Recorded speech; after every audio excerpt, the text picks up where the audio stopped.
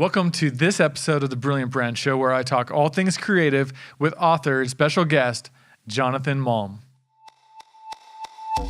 Welcome to the Brilliant Brands Show. I'm Justin Keller, former accidental marketer and creative director turned church branding expert and entrepreneur.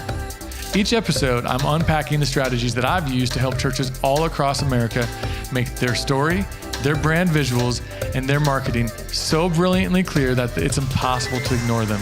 And now, it's your turn. I hope you're ready to challenge the way you see things, rebel against complacency, comfort, and conformity, and find your untold brilliance. Now, let the show begin.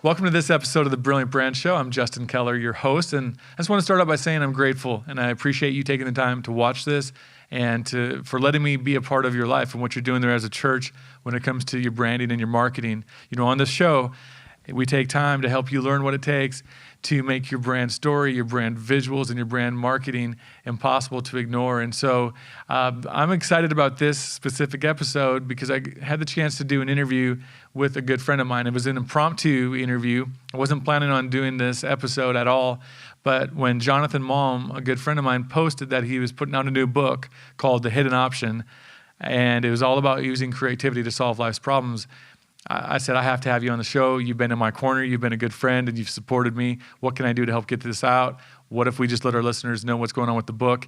And inside of it, there was a lot of great content that specifically ties into the way we approach some of our brand strategies and our brand communication and the way we view the opportunities before us as a church.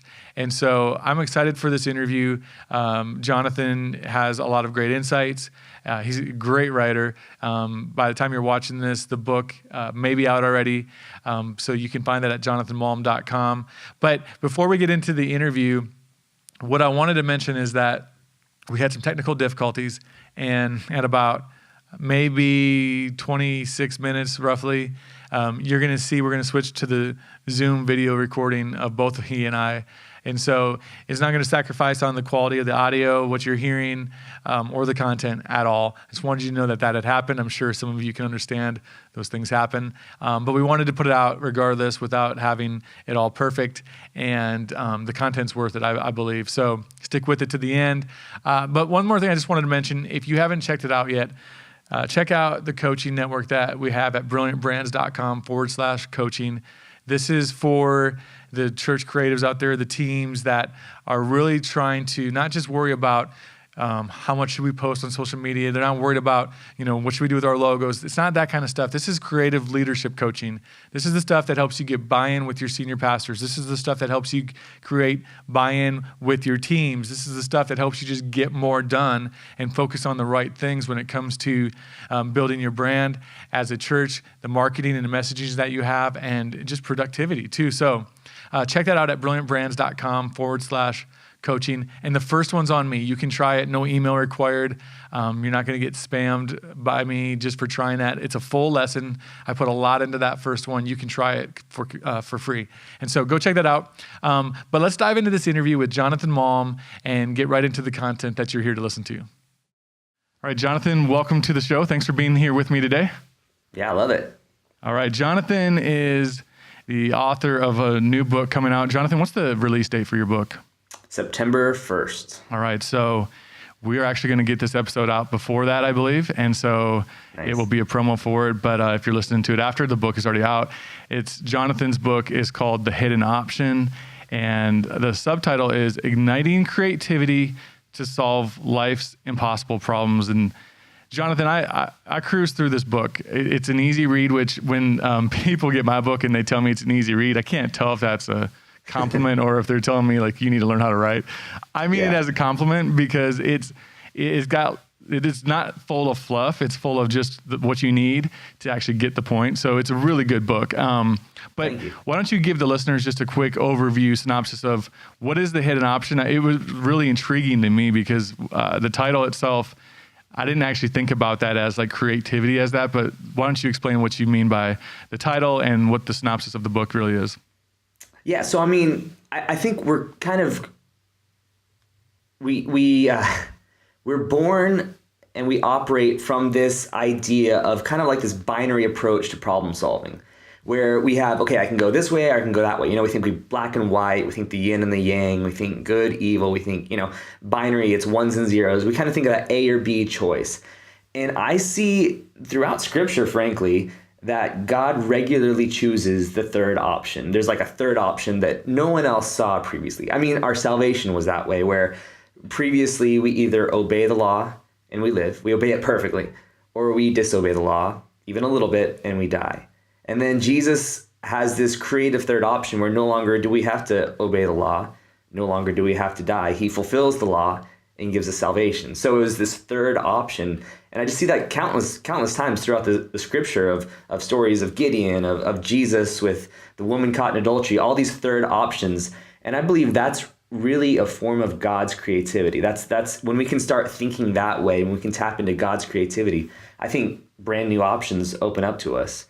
I see that just as a really cool opportunity for both believers, but for leaders and for spouses, for every area of your life. Yeah, what's interesting is when I saw you had a book coming out, for me, I didn't really know what the book was. I just thought, what can I do to get Jonathan on the podcast? One, I love hanging out with you and talking with you and just hearing your thoughts on things. You're one of those guys, like when I met you, it was, one of those moments where like, this is my people, and so I didn't care if the book was directly related to, our focus here of really talking through helping make your brand message and your story and your strategies, clear. I knew that even just a conversation with you could lead toward that. And you would add a lot of value to the listeners. So it was a no-brainer for me when I saw the book. And a lot of our listeners are, they're creatives on staff at a church, they're pastors. But what really made me think about this, you in this conversation in the book and the relevancy for when we talk about branding and marketing and positioning our brands and our organizations to really be effective, I think this is a big critical component of it. And the thing that I wanted to ask you first before we get into it, and this is just so people stick with us, because they might hear creativity, oh man, that's not me, I'm a pastor. Or, somebody might discount themselves and just dismiss themselves from this conversation. I wanted to give you the chance to help, my listeners and help me understand what you view, how you view creativity, and who do you view as a creative? Yeah, I mean, I think when you ask a group of children, how many of you think you're creative? Nearly every hand will go up. And then as you ask junior hires, a lot of hands start going down. And then as you add high schoolers, maybe only 2 hands are left. And then when you get into adulthood, man, it's a rare thing to find creativity. And there's a resurgence of this whole, creativity is important. So I think, it's changing a little bit. But it's weird that somewhere along the lines, we stopped believing we're creative. Did we actually stop being creative? I don't believe so. I believe it was a few negative voices in our lives that told us we weren't creative, and then we stopped believing it. It kind of reminds me of the serpent in the garden. He told them they were naked, and then God says, "Wait, who told you were naked? You're not." And it's like, who told you aren't creative? So I love, first of all, trying to challenge people, saying maybe you are more creative than you think. Yeah. But sometimes that requires a redefinition of that word creativity, because we think it's painting, art, dancing, culinary arts. We think that's creativity. But I see creativity as a form of problem solving, where I see something that's not right and I use a unique way of thinking to make it right. And that's creativity. I agree with you. And what I loved is, with the title, The Hidden Option, that is the definition of creativity. Creativity isn't the thing that, it's a great piece of art. It's not a great piece of art. It's not even just a great piece of music. It's a piece of music or a piece of art that actually does something to someone, that solves something for them, whether it's emotionally, that connection that's created. Yeah. But even as, my wife is super organized, and I think that the way she can approach a spreadsheet and organizing a budget is really creative. She's solving a problem in a way that I would never think of, a lot of other people would never think of, but it's an option.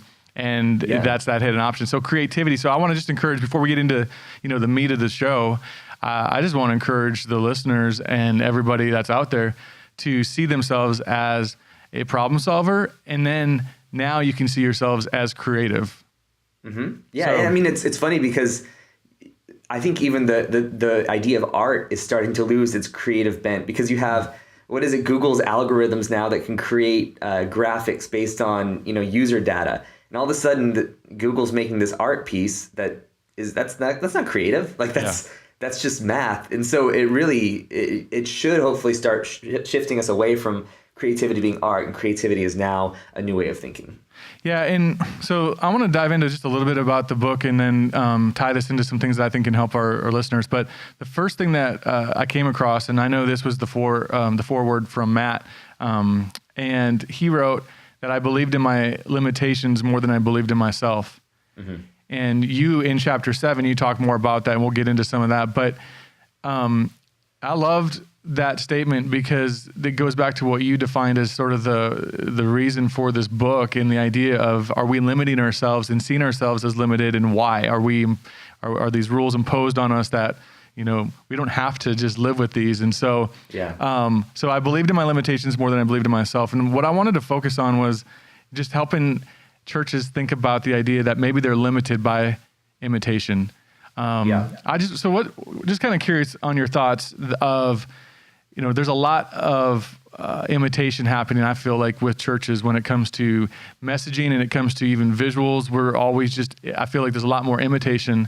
Do you see that as any sort of issue, or has it gone too far? What are some of your thoughts on that?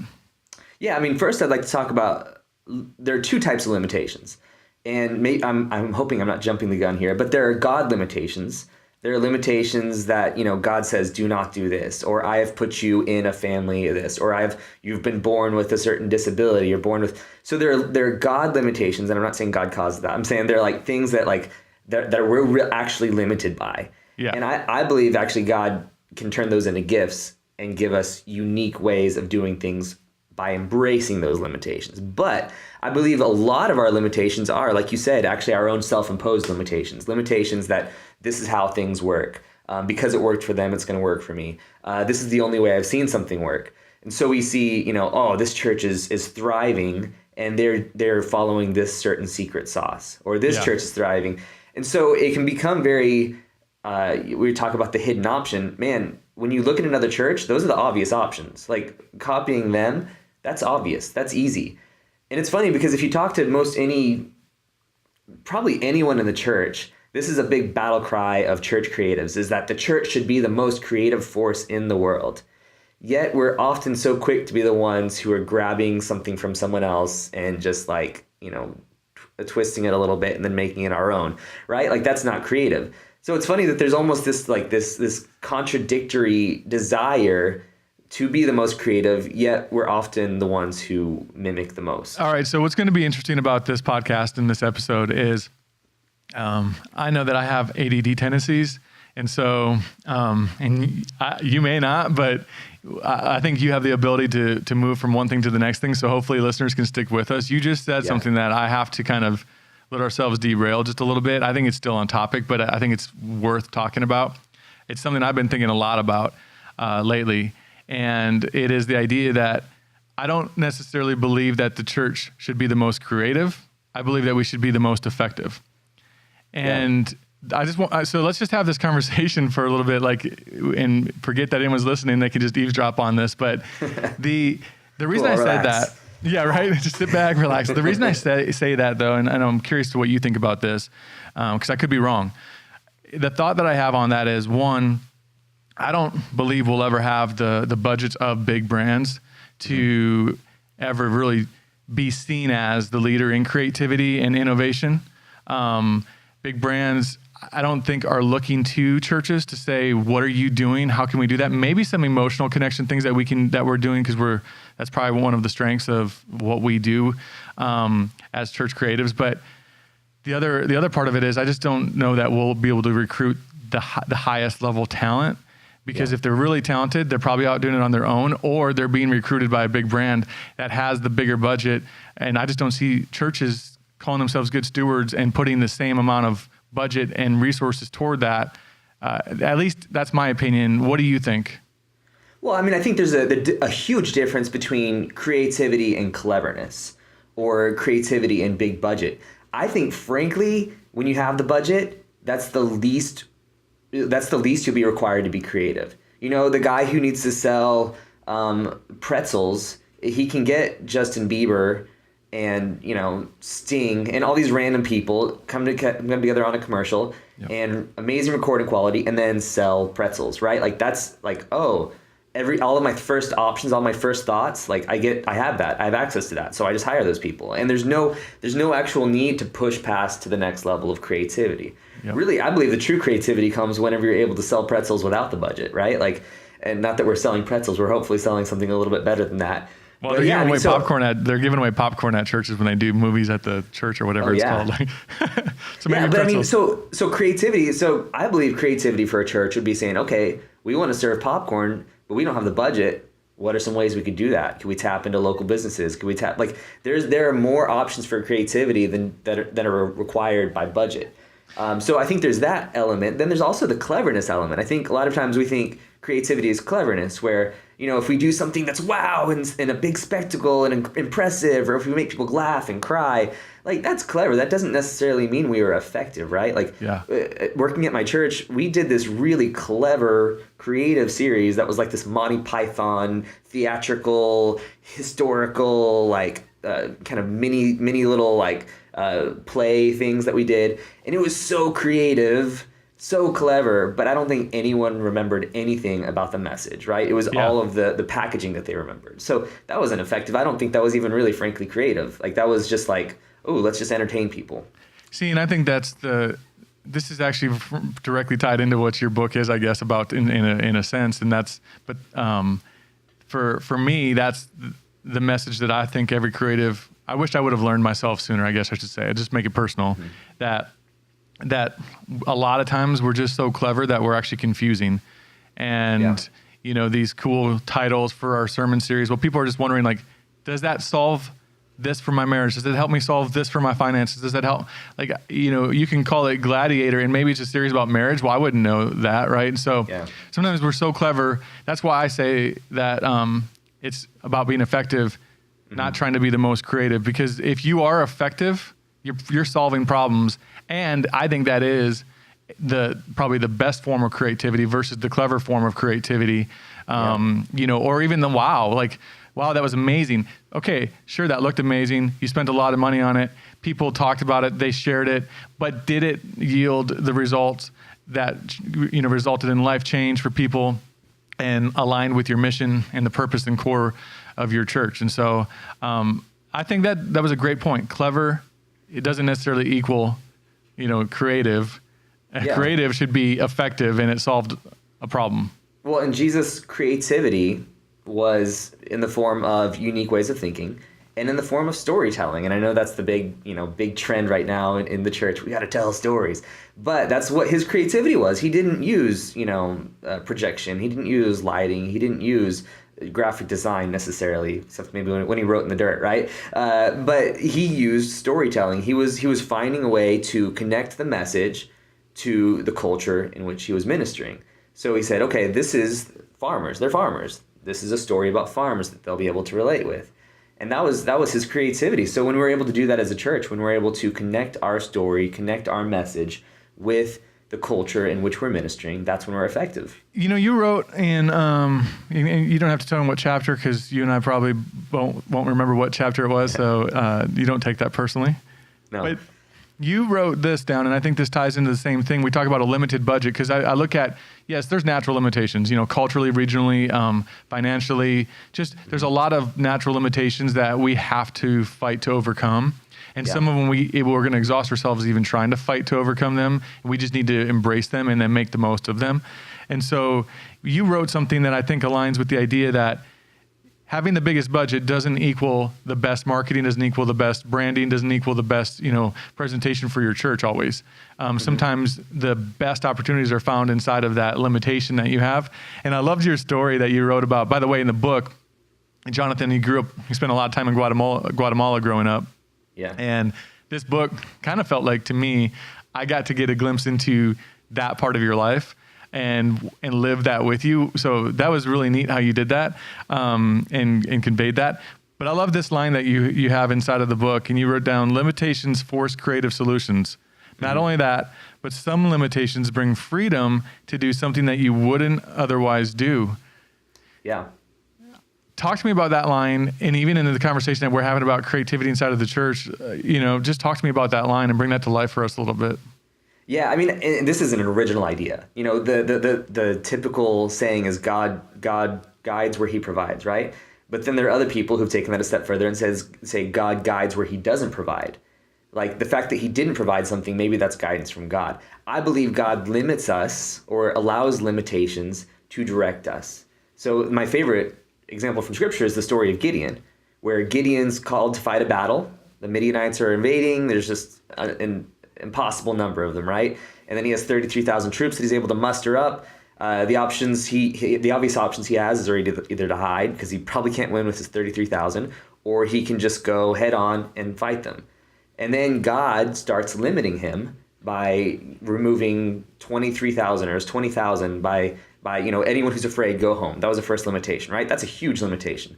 Next limitation, he says anyone who doesn't drink a certain way has to go home. Now he has 300 people. That's an extreme limitation, and it's a God-imposed limitation. But the creative solution that came through that was a shock and awe technique. It was surrounding them. It was a military bluff, really was what it was. It was a creative military bluff. And that option wouldn't have been possible with 33,000. You can't sneak up in an army with 33,000 people. So through that limitation, by embracing that limitation, not saying, God, why did you limit me this way? If only I had as many troops as that church down the road had. If only I had, he embraced that limitation and said, okay. And it's funny because it doesn't actually say God told Gideon to do this. Gideon did this. So was Gideon a brilliant military leader? I'm kind of tempted to believe he was. And he just embraced what God gave him. And he won the battle. And the crazy thing is not a single Israelite casualty, right? Like, not a single Israelite was lost in that battle. Whereas if he'd gone with his 33,000, he probably would have sustained massive casualties. And so that idea of embracing limitations. So you have churches, Life Church, who 1 week the pastor was going to be gone. And so they decided to try video, which wasn't really a thing back then. Like, let's try videoing our pastor. And then they found out people actually engaged with the video more. Yeah. So that limitation forced them to do something creative, and then they saw that and realized maybe there's an opportunity here. Maybe that limitation opened up an opportunity. Yeah, see, so I think the biggest takeaway from that for me personally, and which I've lived through a lot, and I still do, even in business, I've had more staff and I've had less staff, and in those moments where you have to scale back sometimes to get things in the right track, it can feel like, oh man, I'm losing what I had. But you're actually forced to find something that you forgot you had or you didn't know you were capable of before. But it's easier said than done. You and I both know that. Churches with little budgets, trying to be creative. I would say, one of the limitations for them is definitely going to be budget. A lot of churches is going to be budget. And so, even large churches feel that pressure. I think that's an unfair thing that small churches feel toward themselves, is like, oh, if I only had the budget of a big church. Everyone feels pressed by budget. You're right. I was on staff at a church of 15,000 as a creative director, and everybody that I talk to when I meet them, they think I have no connection to them if they're at a church of 500 or 1,000. Mm-hmm. They think I must have had, $1 million budget a year in a team of 30. We had a team of 2 designers, and we might have had 2 video guys at the peak, and then 1 web guy, and then me. And the hidden curse with that was that you had 10 times the amount of projects. That's right. So really, it wasn't like you had more people. It was like you had less people because all of a sudden you had to facilitate all this stuff. That's right. And that's the thing, is that they saw the size of the team, which is, decent. It wasn't large at all. There's bigger teams, but they thought, oh, you didn't have any struggles. No, we couldn't keep up. And I put in 70 hours a week. But I learned something, even in that limitation of staff and resources. It taught me the grit and the grind that I needed to have moving into business. If I didn't have that and hadn't had that instilled in me in that season, that was tough. Yeah. I wouldn't be able to do what I'm doing now. So I love the idea of embrace the limitation, quit complaining about it, right? I mean, that's maybe a harsh way to say it, but quit complaining and just make the most of it. Figure out a solution that fits within the parameters that you have. You talked about your size. Let's not talk about the Bible story. Let's talk about your personal story. Your limitation, I'm 6'2". So I had that advantage, I guess, sometimes in sports or whatever. But you talk about your size in the book. Talk about that example you gave of your limitation. Yeah, I guess I didn't know that was that funny of a story. It was a weird story whenever I look back on it. But we lived in Guatemala, and some friends lived down the street from us, and their daughter for some reason was with us. I don't remember the complete details. I got more details for the book, but their daughter was with us. Parents were out of town, and we had to get into their house down the street, and it was locked up. And in Guatemala, man, those things are fortresses. Those houses. There are burglar bars outside of the gate. They have burglar bars over every window, and we had to figure out how to get into this impenetrable fortress so that we could retrieve whatever we needed to retrieve from the house, right? So we finally got in through the gate. My dad probably risked his life to jump over the gate, and we get to this one window which is unlocked, but of course the burglar bars are, really, really small. There's a really small opening, and I was the smallest one. I was the youngest child. So my dad bravely asked me, would I be willing to risk my life to get through those burglar bars? So, man, they had to, like, my dad put his jacket down so I wouldn't get impaled with a spike that was sticking up, and we had to, like, wiggle me, and I think I got scraped like crazy, and then I got in, but the crazy thing was it was a really high window. So this little, 3-foot kid, or however tall I was, I had to get down from basically toward the ceiling. I had to try to wiggle my way down to get to the ground. And it was just kind of a crazy experience. My dad gave me this little blue ribbon afterwards to thank me for being brave, but the only opportunity we had to get into that house was me because I was small. My limitation was the opportunity. And I love that example. I thought that story, I mean, I totally connected when you talked about the Gideon story, and I read that in the book. But when I read about your size was the limitation and how you were able to squeeze through those bars to get into the house, I thought about that as a lot of churches that, sometimes, my dad has a church of 200 people. And I've heard churches say that if we just had more people, if we just had more money, we could have more impact.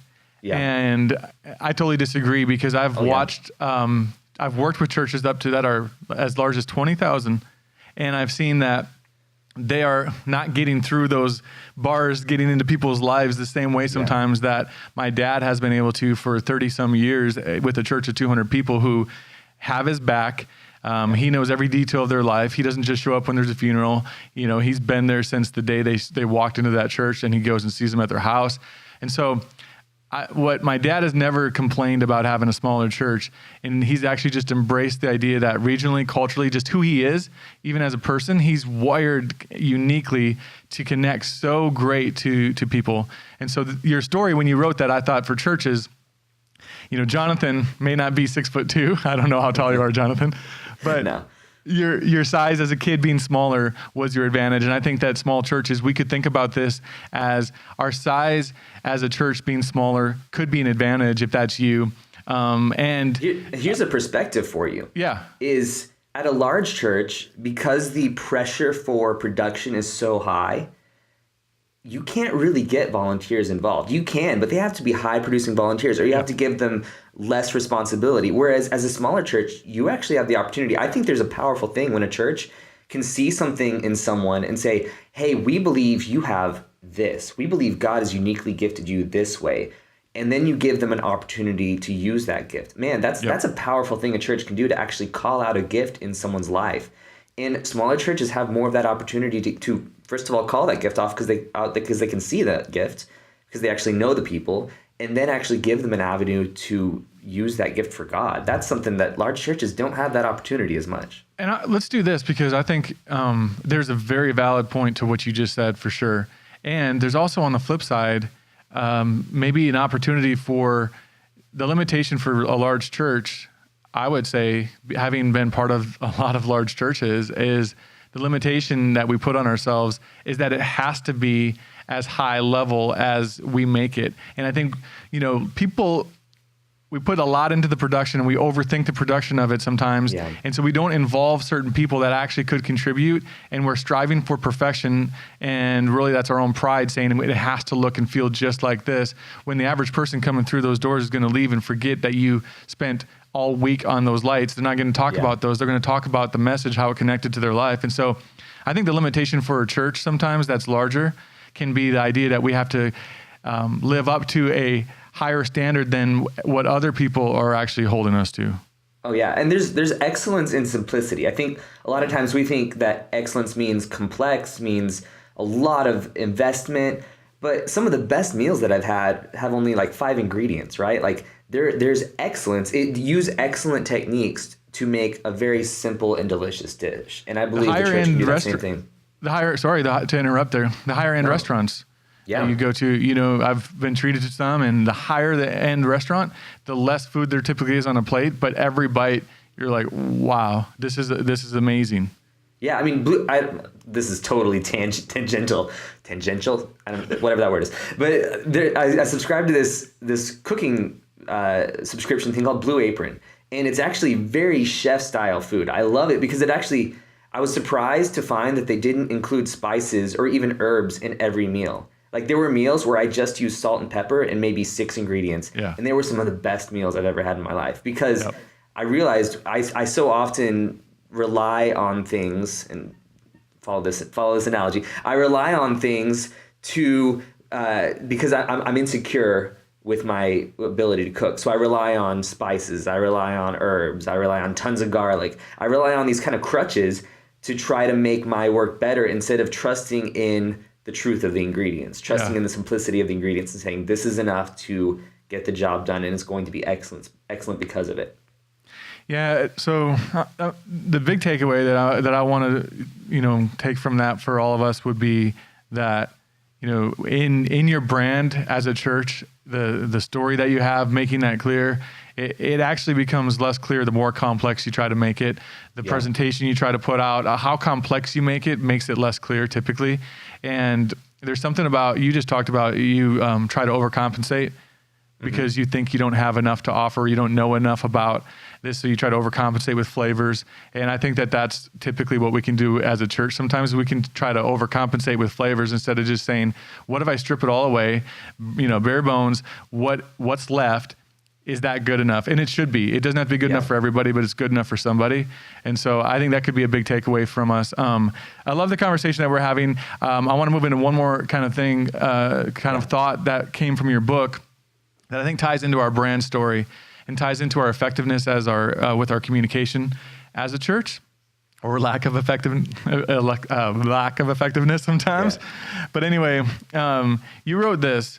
You were talking about going to your barbershop, and you were talking a lot about the conversations that you've had with people about church. And I actually love not being on staff at a church anymore, because when somebody asked me when they used to ask me what I did, and if I said I'm on staff at a church, they instantly think, done. He probably works for free. He's got no credibility. He doesn't know anything, which is totally not true. And they didn't want to talk about Jesus. They didn't want to talk about God. They didn't want to talk about church. They just thought I was going to judge them.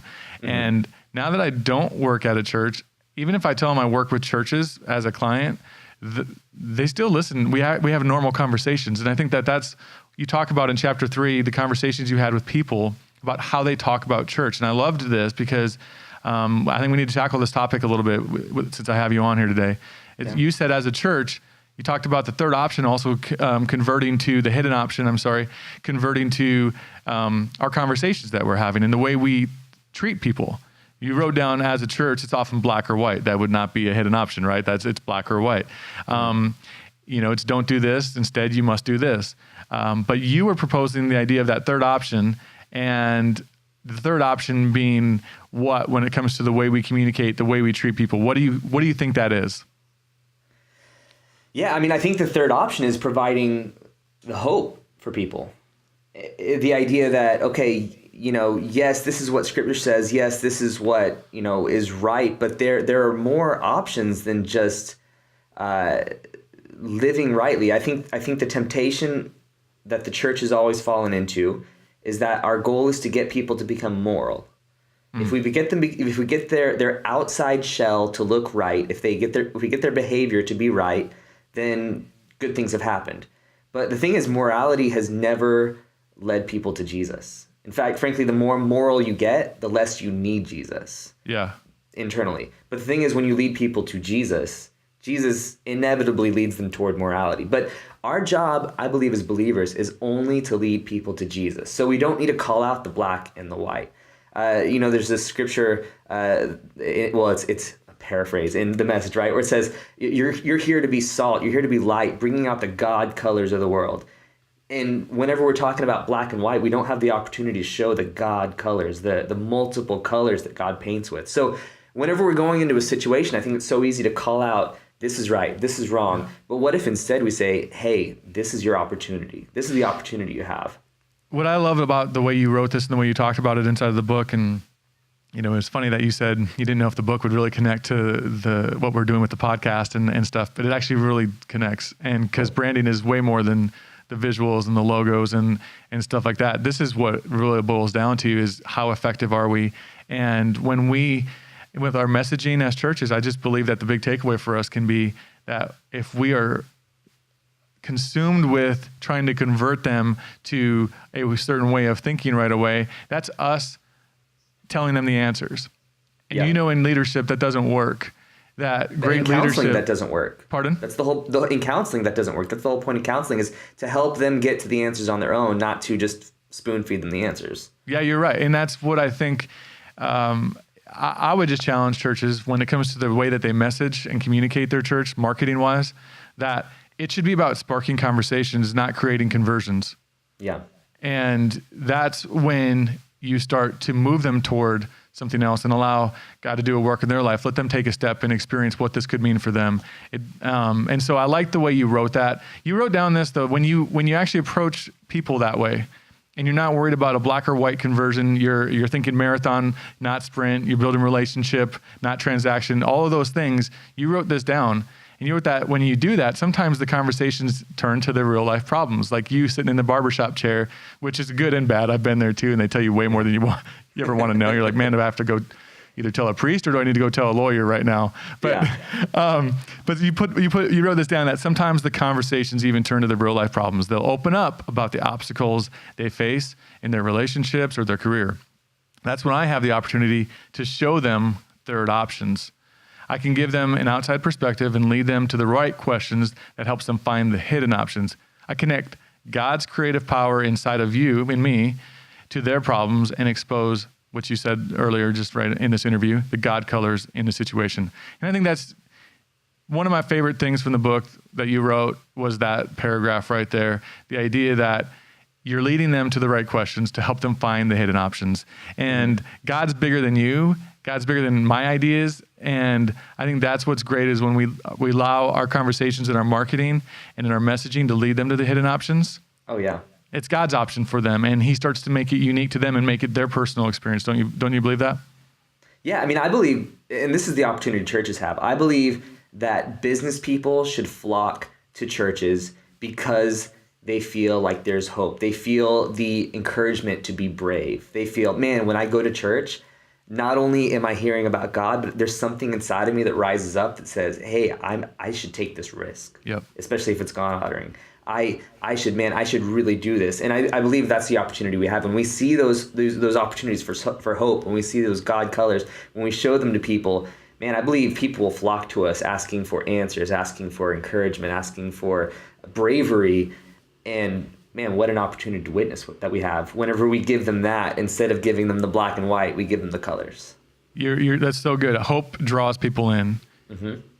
And you can talk about not trying to be an attractional church, but you need to attract people to your church if you have something that matters. Jesus was attractional, man. That's right. He was really attractional. I know, exactly. And so anyway, I love the conversations that are happening between us on this, and I could go on for hours with you on it. But the big thing for everybody from all of this is, stop being limited by seeing creativity as the cleverness. Stop seeing it as, that there's only one or two options.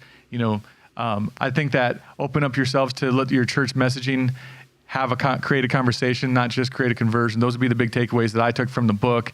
And just the freedom to embrace who you are and where you're at as a church, I think is the takeaways that I had from it. And I think other people will get from the book. So speaking of that, when the book comes out, you said September 1st. Mm-hmm. Where do you want them to go to either find out more about this book, order it, or find out more about you? Yeah, I mean, so you can get it on Amazon immediately.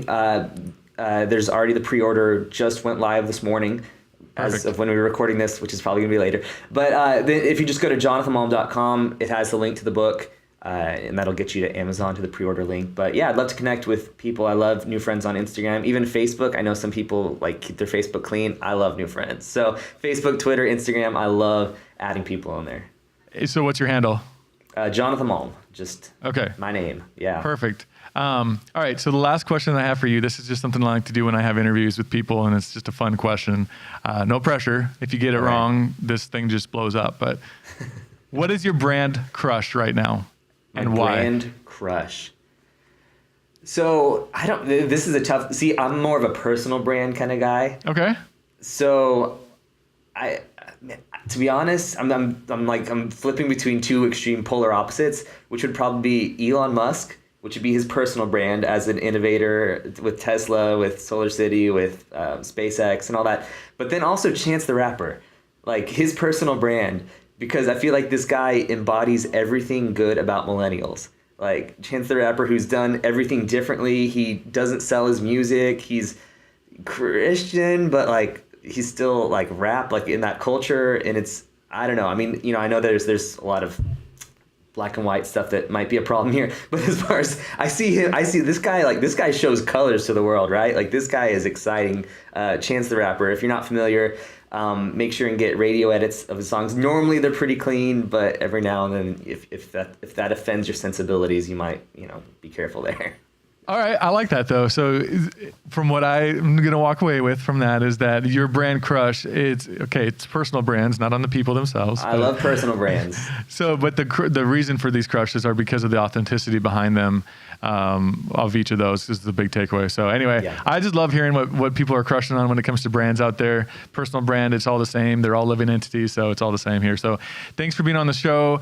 Jonathan, I always love having conversations with you. I hope this isn't the last time that we have a conversation with you and our listeners get to have value added to their life by you. So thank you for being on the show. Check him out. The book, go to jonathanmalm.com and find him on social media at Jonathan Malm. Well, I hope you enjoyed this episode of The Brilliant Brand Show and that interview with Jonathan Malm. And again, go get his book, The Hidden Option, at jonathanmalm.com. I can't recommend it enough. It's a short, quick read, but there's so much packed into it that will add value to your life beyond even just being a church creative or being a pastor. It will really add value to a lot of areas in your life. And so I can't recommend that book enough. And again, as always, it would mean a lot if you would head over to iTunes, subscribe to the show. And then even more than that, it would mean a ton if you would rate and review. A lot of you have taken the time to even do that right now. I appreciate that so much. It helps me. It helps the show. And so thank you. And then if you want to send me an email with direct feedback, you can. Just send an email to justin@justinkeller.com. And I'd love to hear your feedback, good or bad. Send it my way. All right. Until next episode of The Brilliant Brand Show, make today great.